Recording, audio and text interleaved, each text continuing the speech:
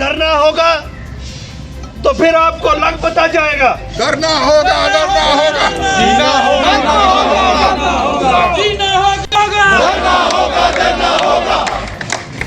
मैं अखलाकी तौर पे तो आप उन्हीं चीफ सेक्रेटरी के पास अपनी ट्रांसफर कराएं और वहां चले जाएं।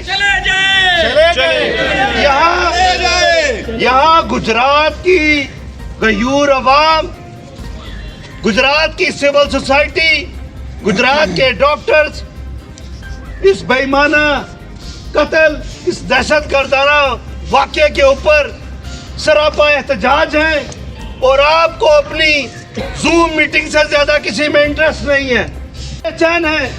लेकिन जो जिम्मेदारियां आपको हुकूमत ने मुहैया की हैं कि जिला गुजरात की तमाम एडमिनिस्ट्रेशन और कंट्रोल आपके पास है।